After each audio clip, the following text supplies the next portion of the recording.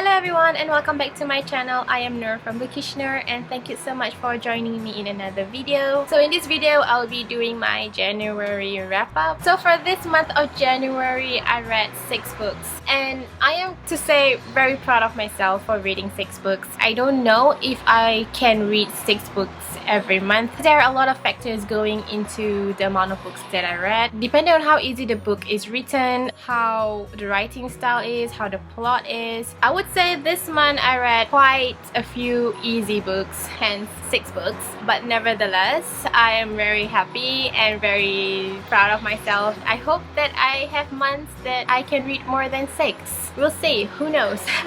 It depends on the book. Okay, so let's get started. The first book that I read this month was Tracks by Robyn Davidson. I did a book review on this book, so if you guys are interested, I will link the video down below and also at the corner right here. But basically, this is an adventure memoir of Robyn Davidson, who trekked across the Australian outback when she was 27 during the 70s, and it's about the story of what she experienced when she was trekking and how she prepared for the trek. She went through the trek with 3 camels and a dog. Yeah, I love her writing. It's really witty and she's really down to earth, very humble. It's a very inspiring book and I would say it's a good start for 2016. I gave this book 5 out of 5 stars. I highly recommend if you are interested in memoirs or traveling or finding yourself, or for just some light inspirational reading. I highly recommend you guys read this.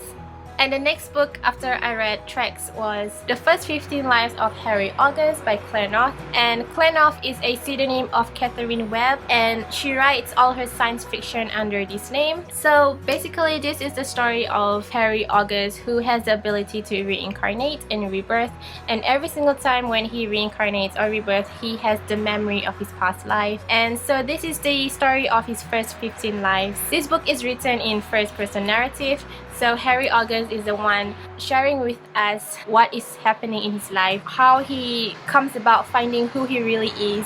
On his 11th life, a little girl comes up to him and tells him that she has a message and that the world is ending. And since it is sci-fi, there are a lot of scientific things in this book, like quantum mechanics and the idea of rebirth and changing lives, whether or not making a decision in the past can disrupt the whole chain of events in the future. I would say this is categorized as science fiction, but there are also parts of it that it's historical fiction. I really enjoy this book. If you have read Life After Life by Kate Atkinson, and if you love the idea of reincarnation, I highly recommend. This has, of course, history from World War I, World War II, and further on into the present. It's really interesting. The only thing that's a little bit downside for me was that towards the middle, because Harry August goes through a lot of lives, I kind of lost track on the number of lives he has or what life is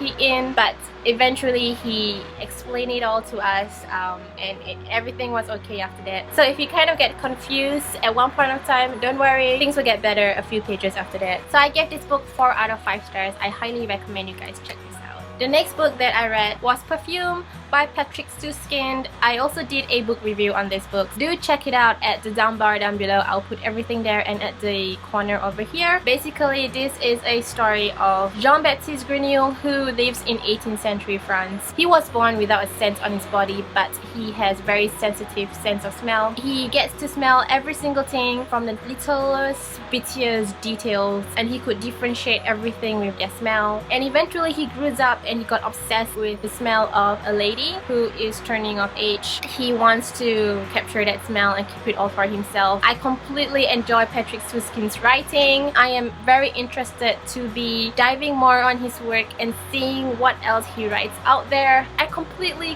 love this book. It's really witty, really wicked characters, very absorbing plot lines, so I highly recommend. I give this book 5 out of 5 stars. Really recommend you guys. Enough said. The next book that I read is just a small little book and it's called Asleep Under the Microscope by H.G. Wells.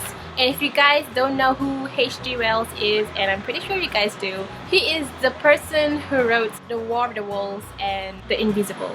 men. I've never read anything from H.G. Wells. In this book, it contains 2 stories, A Door in the Wall and Asleep Under the Microscope. I wouldn't talk so much about the stories since it's really short, but all I could say is both of the story deals with human conscience and the conflicting decisions that we make whenever we are in a situation. Although I enjoy the first story more than the second because the first story is a little bit more it deals with the gray area of rationality, so I like that. I gave this 3 out of 5 stars. I will definitely check out more H.G. Wells. I've never read anything from him, so definitely a new author that I will try to explore and dive into in 2016.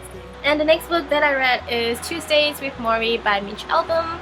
And if you guys know, Mitch Albom is my favorite author. He is my go-to author for Perk Me Up. I love his writing. It's very simple, very straightforward. So basically this is a memoir of Morrie, who Mitch Albom spent time every Tuesday with him. And Morrie has this sickness. I don't know how to say this. He has amyotrophic lateral sclerosis or ALS, and it's basically a sickness where your nerve starts degrading and your muscles just won't be able to hold your body, and it's the same sickness that Stephen Hawking has. So basically Mitch Albom spends every Tuesday with Morrie, and Morrie is his university professor. When Mitch Albom found out that Morrie has this sickness and his body is slowly degrading and he's slowly dying, Mitch Albom decided to visit him every Tuesday and decided to spend time with him. Whenever they meet every Tuesday, they talk about topics that Mitch Albom wanted to know at that point of time. I completely enjoy this book. I completely enjoy Mitch Albom's writing. It's very simple. You know, he has a interesting way of plucking your heart for some reason. I can't explain, but I really enjoy the topics that's being discussed in this book. It's very interesting, even how Morrie is already passed on. His teachings are still around in the present, and it's being materialized in this book. So I highly recommend you guys reading this. I gave this book 5 out of 5 stars. Really fantastic memoir. And the last book that I read this month is a buddy read with Karen by Sex and Shell. I like it when she says your hipster mom. She sounds so cool. So I'll link her channel down below and her Goodreads down below. Also her wrap up for the book down below, so you guys can check that out. We read The Rest of Us Just Live Here by Patrick Ness. I've never read anything from Patrick Ness. This is my first Patrick Ness book. I would say I enjoyed this book, but not enough to like it. So this book tells the story of a town that has events going on that causes these chosen ones to somehow save the world, and in this town there are also the chosen ones and also the normal regular people. I would say the plot is really flat for me. There aren't a lot of things going on. I wish there could be some plot development or some world building, but it doesn't have anything like that. Nevertheless, I enjoyed the book. The one thing that I enjoyed is the way this is being written. At every chapter, at every beginning of the chapter, there'll be a short description or snippet of what's going on with the chosen ones, and after that it continues on with the normal regular kids' life. I also like the diversity of the characters in this book. Different background, different races. You can see different types of relationship, not your regular boy-girl relationship, but there are also other types of relationship, and all these characters, they have their own problems, they have their own situations that they have to go through, their own fears that they have to go through. And while the chosen ones are out there saving the world, they are subconsciously saving their own selves. I like the idea of how Patrick Ness would like to tell the youngsters out there that sometimes you don't have to save the world to be a hero. Ultimately, you are the hero to your own life. So therefore, I like the book for that reason. I think I have passed with the YA train because this is really not so exciting for me. But nevertheless, I enjoy and I appreciate the idea behind this book. So I gave this book 3 out of 5 stars because of that.